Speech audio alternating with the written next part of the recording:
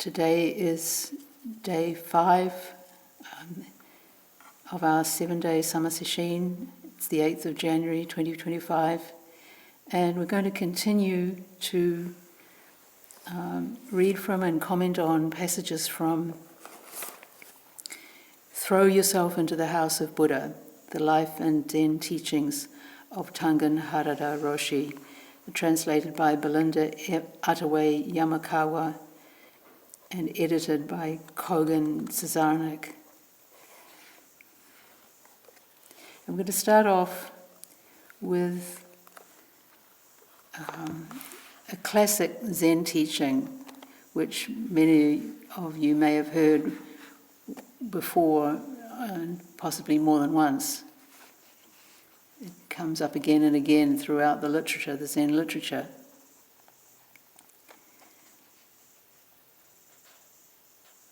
This chapter is headed Great Faith, Great Doubt, Great Determination.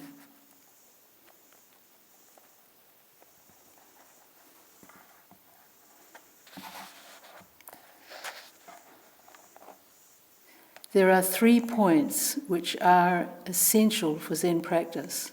All the great practitioners from times of old have stressed the necessity for these 3 basic elements. The first one is great faith.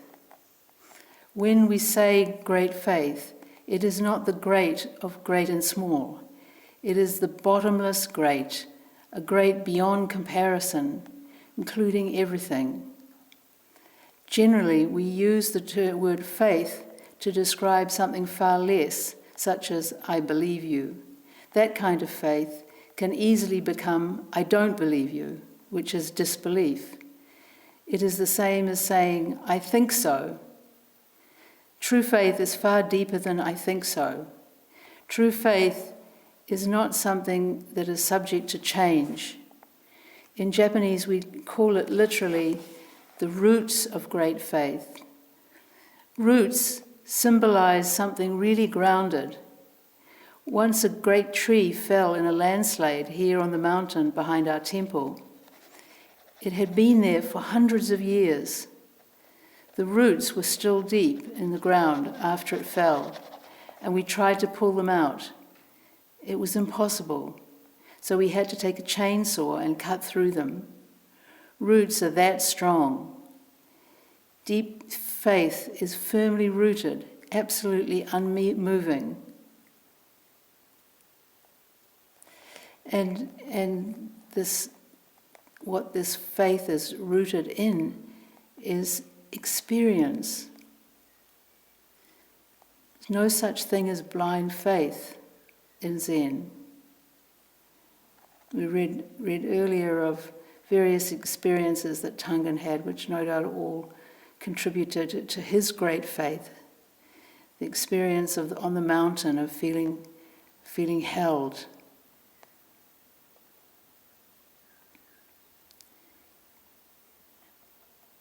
His survival of multiple near misses with death.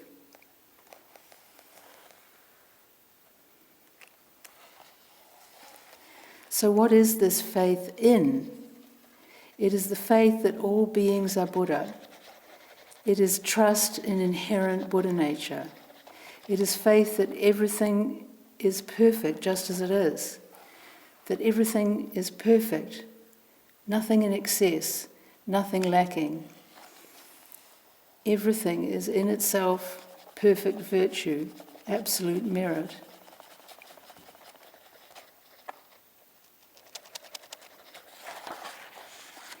Even though the mind's eye, the eye of truth, is not yet open, not yet far-seeing, we can still have faith.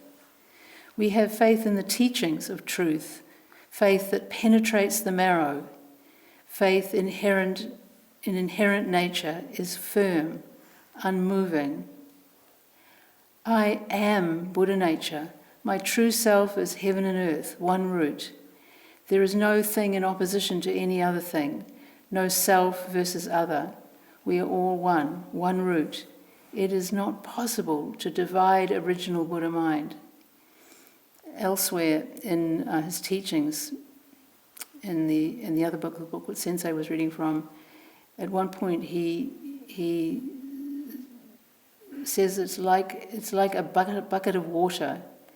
If you push your whole arm into that bucket and you cut the water horizontally, you cut it vertically, you cut it diagonally, immediately that you cut it, it comes back together again. Indivisible.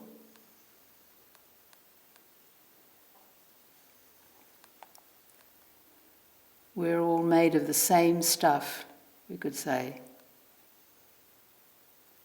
We can't be divided, or at least not to the depths. Shakyamuni, the world-honored one, affirmed this truth through personal experience. Wonderful, wonderful. Wonder of wonders, all beings are Buddha, endowed with the Buddha virtue, the Buddha wisdom. This points to our original nature, not any individual state of mind, but the true essence of mind. Of course, this is not only about human beings. Everything is, as it is, Buddha. So why do you feel truth to be so distant, so separate, something that you have to reach out and try to get? As long as you perceive yourself to be alienated from reality, there will be, as the old saying goes, one joy to 100 sorrows.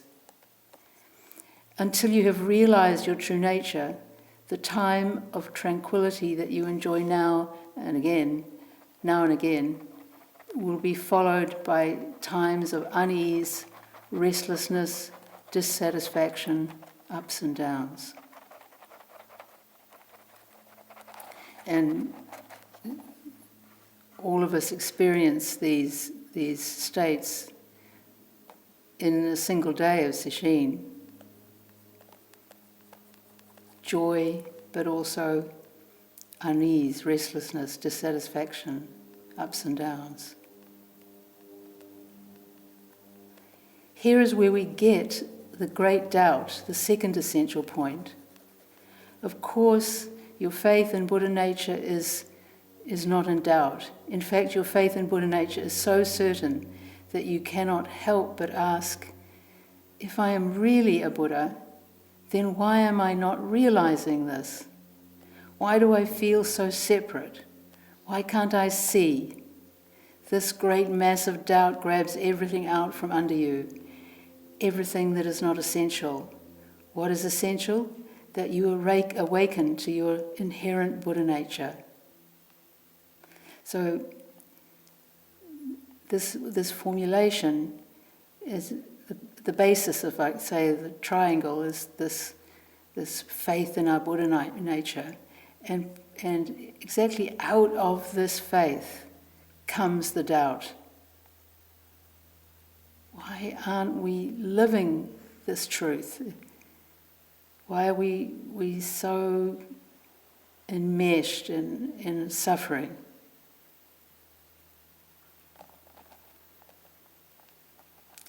You have taken this question, this problem, upon yourself. It is your driving question. In Japan, we have this thick slug that is said to have special medicinal qualities. When I was a child and suffering from lung disease, I was told to eat one. I remember well swallowing one of those things. I could feel the slug growing inside my throat as it was sliding down. I couldn't get it down, I couldn't swallow it, nor could I spit it up. I stopped breathing and just screamed. You can't explain it, it's too immediate. The immediacy is right here and now, and there is nothing outside it. This is how great doubt seizes you. I don't think anyone, having heard this, will ever forget it. Imagine swallowing what was presumably still alive slug. How unbelievably irksome and uncomfortable. No wonder we resist feeling our great doubt, because it does has this frightening quality to it, in that it seizes us, and we don't like being seized. We want to be in control, and allowing this great doubt into our consciousness means that we have to, in some sense or other, sooner or later, serve it, action it. Another example we could use is of a baby whose mother has left the room and will not be back for some time. A baby can't be at peace, only asking with all its being, "Where is mother? Where is she?" A baby looks around, seeking. They can't help it. They forget everything else and just cry and cry for their mother, whether they're awake or asleep. The cry, wholly, completely, for the mother is just absolute crying, nothing outside of it. Nothing can stop the baby from crying for their mother. Just practice like this baby who was crying for their mother. This kind of practice is the most earnest, most honest, most direct way to pursue what you want with all your heart. How relentlessly can you pursue this problem? How great is your doubt? Pursuing it off again and on again is not enough. You must be single-minded. You must not be thrown off track. You must not waste even a single breath. I think when we honestly look at all the things that we struggle with, what they boil down to is being true to ourselves. And that means knowing who we are and what we are.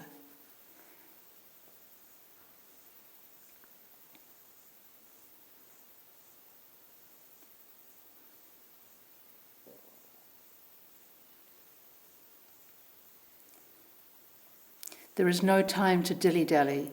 This is the time to get on with it, to cut the thread of ignorance. That energetic determination is the third element, which we call great determination. Fierce determination, like that of a lion or a tiger. When the animal sits still, it is settled and completely quiet. But when the great cat strikes out, how its true nature is revealed. The energy is indescribable. This spirited force naturally arises in your practice from great faith and great doubt. Practice with energy, burning zestfully. When you hurl yourself full force into life, all of life trembles. Great determination does not permit you to falter.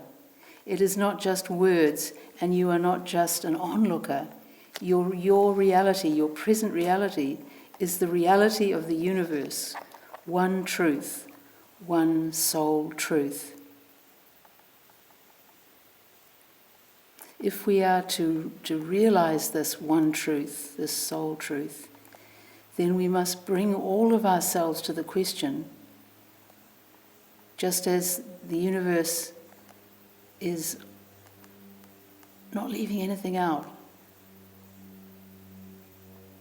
We have to rise up to meet this intensity with intensity. Please know in your bones, I can realize it.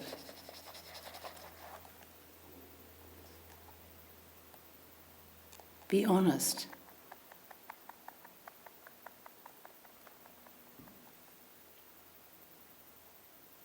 Please know in your bones, I can realize it. These three keys to practice are in your hands.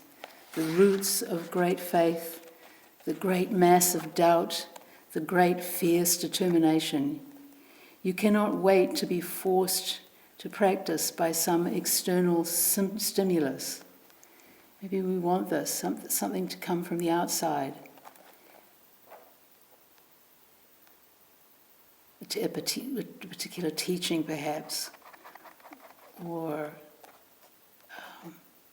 we want some things in our lives to be sorted out first, and then we can deal with this matter.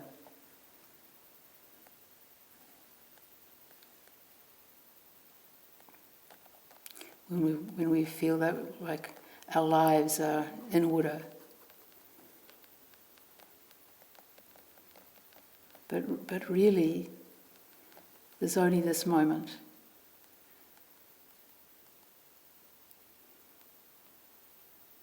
This faith, this doubt, and this determination come from the source. And the source is within yourself. The source of life is giving it. Don't hesitate to use it. If you practice these 3 points, there is no way in the world you can fail to realize your true nature and fail to realize the great matter. So this is, you find these are admonitions throughout the Zen literature, as I said. And you could say they're expressing the party line on great faith, great doubt, and great determination.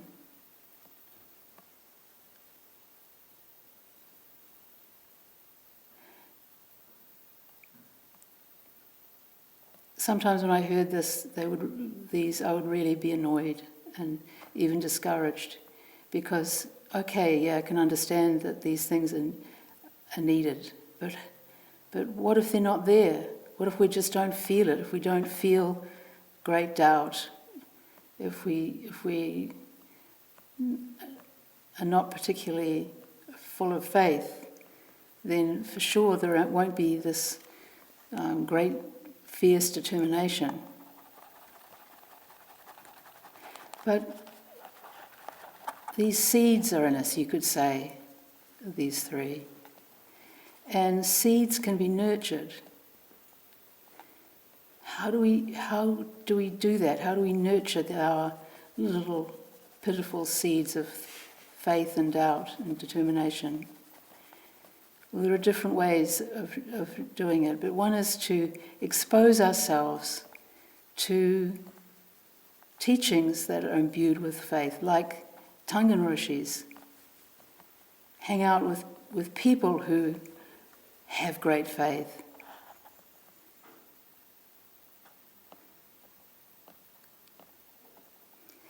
In Chinese Chan book, it's called Silent Illumination by Go. He takes, you could say, a more gradualist approach to these things.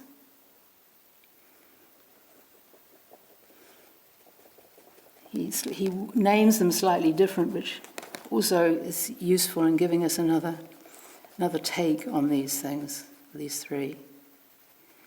So we'll turn and look at his own teachings on these 3. And rather than use faith, he chooses to talk about confidence. You could say it's perhaps a more secular term.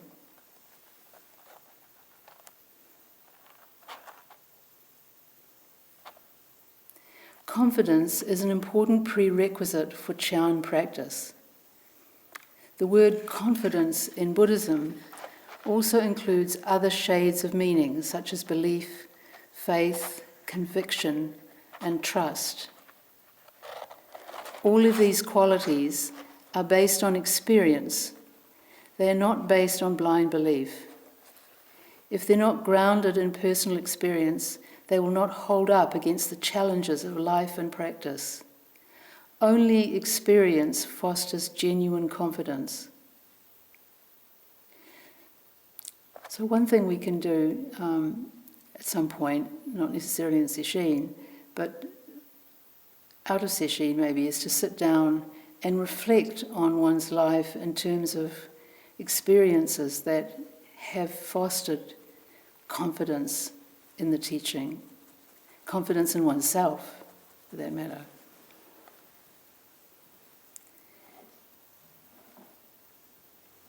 On the basis of personal experience, self-confidence develops, and on the basis of self-confidence, confidence in the Dharma develops. On the basis of confidence in the Dharma, trust in the teacher develops. The teacher represents the Sangha, and the Buddha is the origin of Dharma. Thus, faith and confidence in the efficacy of the three jewels of Buddha, Dharma and Sangha is established through practice.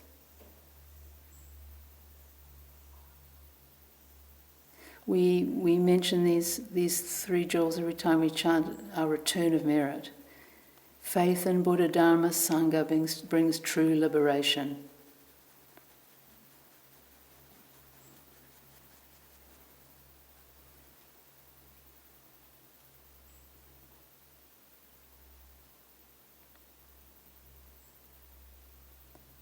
Unlike worldly accomplishments, genuine transformative practice and experience really come from knowledge or reason. That's rarely, R-A-R-E-L-Y. Infrequently, you could say, come from reason or knowledge. For example, if a meditator is able to ease or even forget about leg pain because they've received proper instruction for meditating on pain, they will naturally develop confidence in themselves and in their meditation practice. If a person just reads about meditating on pain, this experience is not actually going to alleviate that pain. However reasonable the method may sound, we have to practice it before we can form any opinion about its efficacy.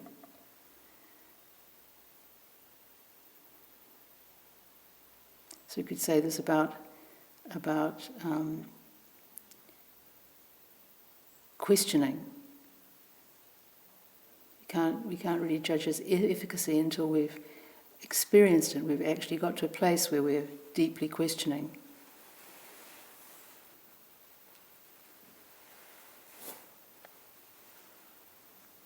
Chan practitioners must have confidence in Buddha nature, our intrinsic freedom, but this confidence is not something that we can rationalize. I've met Zen practitioners who, in meditation, bring forth this faith in just sitting as an expression of awakening or Buddha nature. It is an expression of Buddha nature, but when I inquire further about it, I find that what they're doing is thinking about faith and conviction in Buddha nature while they sit. They are engaging in a monologue to remind themselves about their faith and conviction. This is not having confidence in Buddha nature. Confidence is not thinking. It is a conviction that arises from experience. To develop confidence, we need to cultivate correct attitudes and use the methods of practice. When we practice with commitment, contentment, and interest, and move away from self-reference, conviction in our freedom naturally grows. The less self-centered we are, the more our conviction grows. So we should beware of those very self-centered, trenchant statements we make mentally about ourselves. I'm never going to do this. I always fail at this. I have no spiritual affinity with this.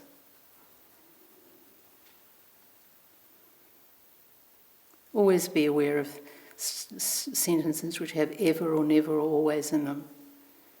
Always be aware of them.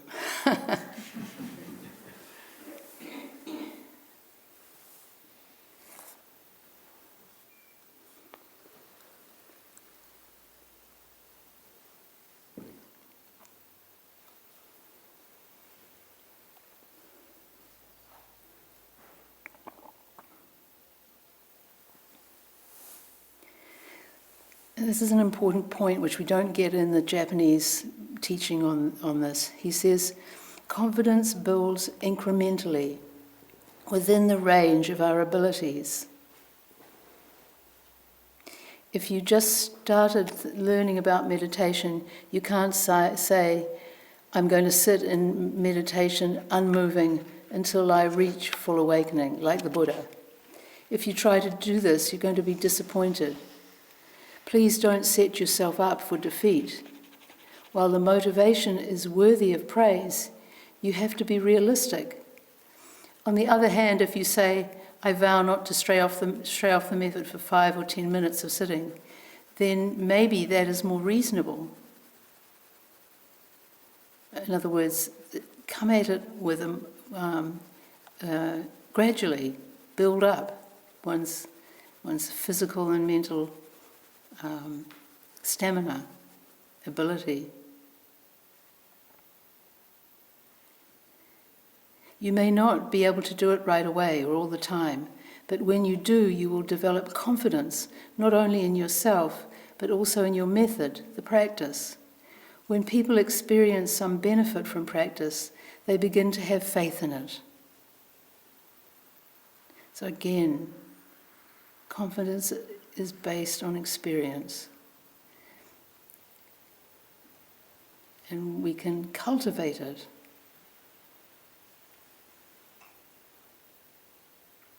He says, confidence is a virtue we all have, but we have to engage in practice to develop it. For beginners in meditation, it's helpful to set aside a time every day for 15 or 20 minutes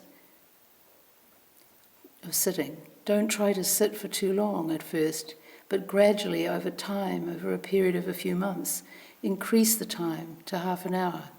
As you experience the benefits of your practice, you will be more likely to want to meditate. These are things you've probably all heard before. But we need to hear them again and again, because we may have expectations which are unrealistic and which set us up for disappointment.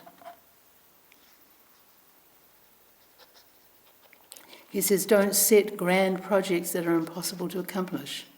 If we do things incrementally and accomplish them, then we move ourselves from I can't to I can. I had an experience of this as a six-year-old when I was learning ballet, and our class was given a polka to learn. And it has a certain rhythm, a polka, and I just couldn't get it. I couldn't get the timing of it. And I can remember crying to my mother, I can't do it. And getting very upset and crying. But she patiently, in somebody's house which had a big wooden floor, we went there and she patiently coaxed me along until I could do the polka.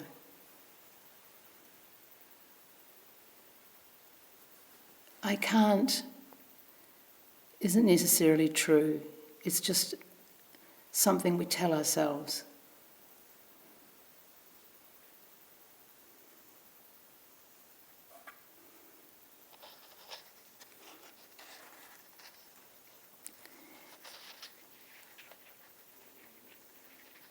He talks about it, a student of his who was a hoarder, and there was stuff everywhere in her house, piled up, huge piles everywhere, piles up the stairs and all the rooms and the corridors.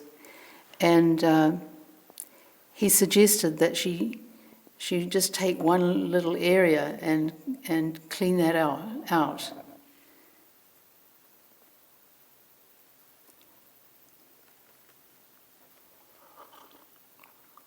And following his suggestion, she was able to do it. And then she took on another little square and another one. By the end of this process, the house was by no means clear of her gathered stuff, but it was a lot cleaner and more uncluttered than it had been at the start. He says the most important ingredient of transformation is to concretely establish self-confidence.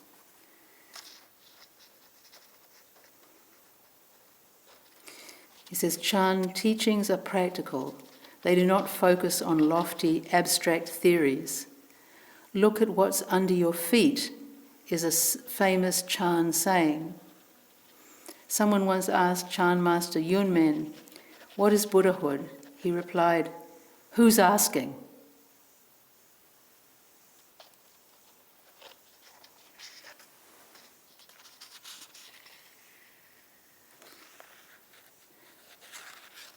Another person asked him how to be free, and Yunmen said, "Who's binding you?"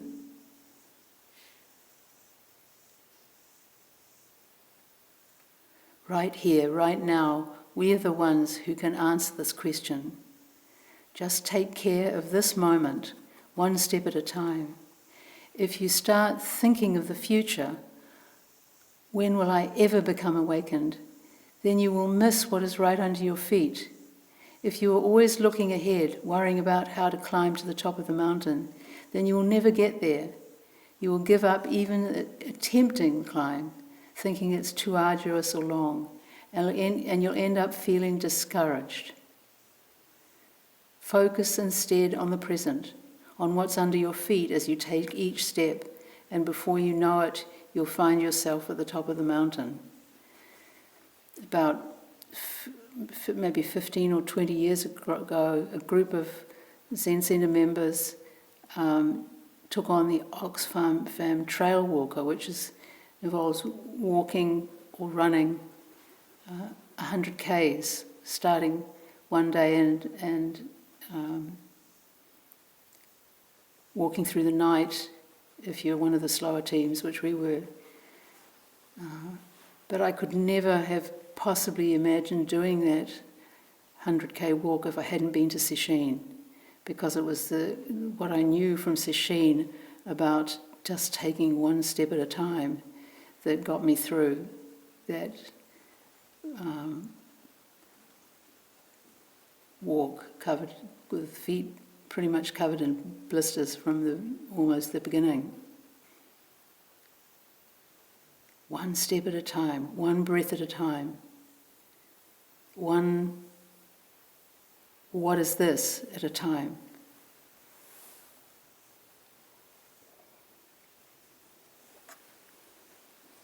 Ruminating about the past and projecting onto the future obstructs our present. Worse, it leads to mistakes. Those who do mountain climbing know this. It's the same with practice. I'm not saying we should never plan for the future. Of course we should. But once we set a task for ourselves, we should follow through step by step. This will strengthen our self-confidence, which will lead us to our destination. Yet we should also have flexibility. When causes and conditions change, we may have to adapt to them, but our general direction doesn't have to change.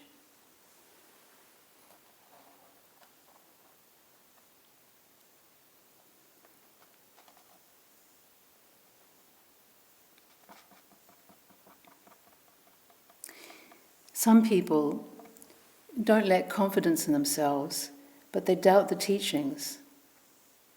There are many teachings that are beyond our understanding. The way to work with this is to engage with what we can and keep an open mind about what we currently don't understand. As our practice deepens, we will come to appreciate the deeper significance of those teachings. There's no credo in Buddhism. You don't have to believe certain things. But it can be helpful to keep an open mind to the teachings of different kinds. Example would be of rebirth. You don't have to believe this, but to keep an open mind about it, because it's something that comes up again and again in different parts of the teaching. It makes them, to a certain extent, gives them some sense. But the whole question of rebirth was considered one of the 5 imponderables in the Buddha's time. In other words, laws that were only understandable with realization. Buddhas could see, so it was taught, the workings of karma.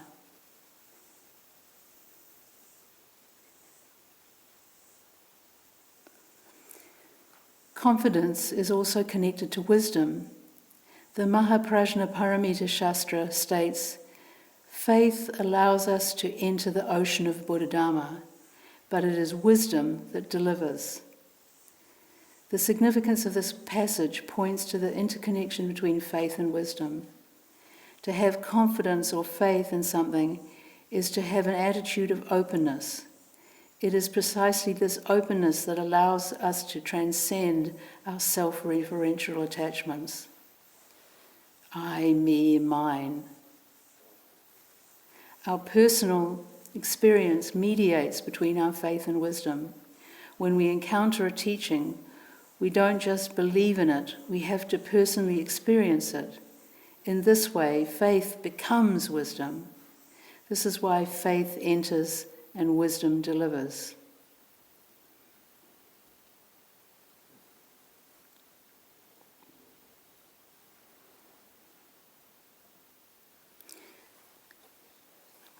Time is nearly up.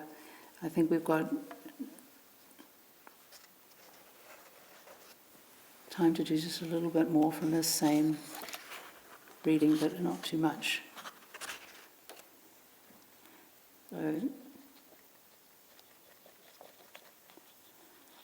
Guogu, instead of, in his formulation of these 3, instead of faith, he has confidence, which we looked at just now, and instead of doubt, he says interest. And again, it's maybe a less emotionally freighted term, that we need to take an interest in things, in the teaching. He says, interest is an important attitude that we should cultivate in our lives. Interest is the quality of engagement, but it is not controlling. It is fascination without interference. A good analogy for non-interference is that of a mother sitting in a room with her toddler, letting the toddler play while she knits. In this way, she is present with the child, but doesn't have to fixate her gaze on them or control their every move. Similarly, in our meditation, we're engaged with a method, but we're not tensely focused on it. Our attitude is contentment, yet with interest. If we're tense or controlling, then even if we have the best method in the world, we're not going to be able to use it because our minds will be agitated. I think a lot of us can relate to this, struggling with tension. Tension will wear us out. We've got to find a way to work with our practice with ourselves in a flowing way. Think of the analogy of a relaxed cat watching a mouse hole. The cat is not terribly intense when watching a mouse hole, but it is focused. It's relaxed, but ready at any moment to pounce on a mouse if it comes out of the hole.